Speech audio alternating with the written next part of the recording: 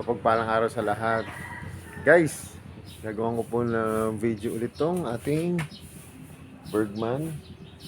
Yun nga lang po, hindi na po natin siya papagawa o ano man po. Ang nangyari po kasi, ibabalik na po natin siya dun sa ano. Kinonta ko po kasi yung binilang ko po nito. Di pa po ang number po nito ay 7. Pakita ko po sa inyo. Guys, ito po kasi 7. Nung dinala ko po sa parehistruhan, yun nga po, meron po siyang konting problema po. Hindi po siya maparehistro. Kung maalala nyo guys, binili ko to nung mga May ko binili itong unit. Okay na sa akin to. Parang nagustuhan ko na to. Naka-adjust na rin ako sa pagpapatakbo sa kanya kahit ISC siya. Yun nga lang guys, mahirap naman po kung ikikip natin yung unit tapos may ganun pong hindi po siya maparehistro. Nagkausap naman po kami nung seller po. Ibabalik ko na lang po yung unit. Yun, tapos yung payment, babalik niya na lang sa akin yung binayad ko. Hindi lang ganun na hindi lang maging maayos yung transaction namin. Okay na sana yung unit kasi nagagamit ko na siya, okay na siya sa akin. Yun lang po, nagka-problema po sa pagka-i-re-register siya. Pero okay naman kasi kahit pa paano, siguro nakausap ko ulit, pumayag naman siya na ibalik na lang yung binayad ko. Yun. Ang guys, sayang, hindi na natin magagawa ng vlog tong ating unit na Bergman.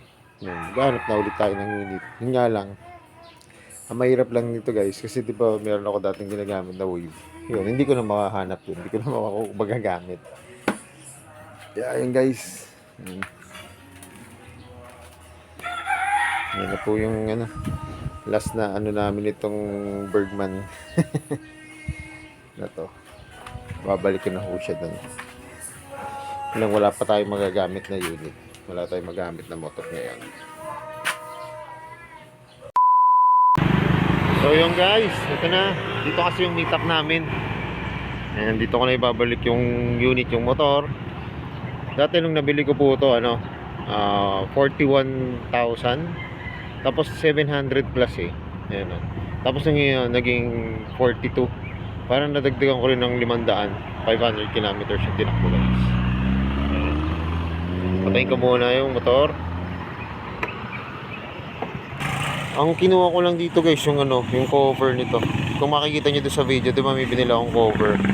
Kinuha ko kasi sa susunod na bili natin, baka magamit pa natin sa ibang motor yan. Maganda rin kasing cover yun, hindi talaga nababasa yung upuan. Saka binalik ko yung stock bolts nito. Yun dito lang sa disc, hindi ko na tinanggal. Ayan kasi mahirap tanggalin matibay talaga pag kinabit dito Ano ba pinakabit ko to doon sa kasa. Yan, hindi na siya matanggal. Kaya hindi ko natatanggalin. Ayan guys, talagang hinayang din ako sa unit na to kasi nagustuhan ko na siya. Ayos na siya, ayos naman yung niya. Kahit naka-ISC siya. Ayan, kita nyo naman yung mga vlog ko, di ba? Pinaayos ko na yung brake, yung oil, pinapalitan ko na. Marami na sana akong gagawin dito sa unit na to, sa motor. Yun nga lang, kailangan na natin balik yung unit. Gawa ng may problema sa pagpaparehistro. Pero madali lang yun. Yun lang guys, ayoko lang yung masyadong matagal yung may mga aberyang gano'n.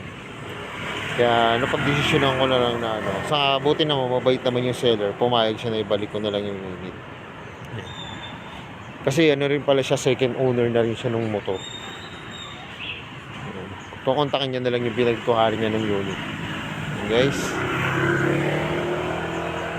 Guys, kaya ako nga po pala binalik yung unit. Ito po yung short video pero marinig nyo lang po yung usapan namin. Para makita nyo po kung bakit ko po sinoli yung unit.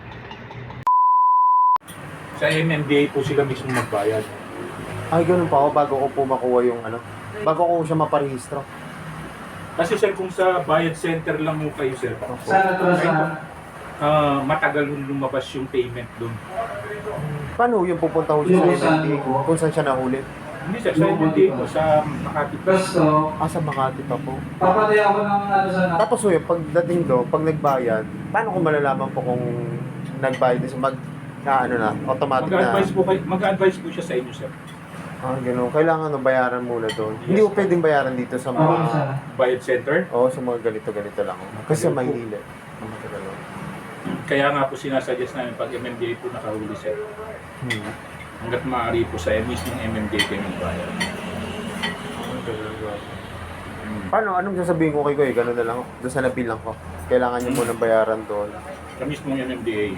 Yun na lang ako kailangan mag-direct bayad dyan sa MMDA. Tapos send niya sa akin yung resibo. Tapos pakita ko na lang ko dito. Yes po. Kahit send mo lang din sa amin. Send ko na lang po Aba. sa messenger ko. Aba. Yan guys, so kinuha na ulit ni Kuya. Siya po yung nabilan ko. Okay, Kuya, mabait po yan. Si Kuya Michael. Yun guys, nakuha na ni Kuya Michael. Mabait po yun na seller. Nagka-diskusyon lang kami ng konti. Pero okay naman po, naayos naman po namin. At pasalamat din po. Yun po na ibalik din po yung bayad. Tapos yun, siya na nga lang na po mag-aayos doon. Siya na rin po maglalakad doon sa Mandaluyong pa kasing first owner po. Yan. Kaya yun nga po, pagka sa susunod po, pag bibili po tayo ng unit, kahit po pala may rehistrado, may kumpleto yung ORCR, tapos may plaka po. Importante po, i-check nyo pa rin po sa LTO kung may alarm po yung motor. Kasi para pagdating po ng rehistruhan, hindi po kayo ma-aperya guys.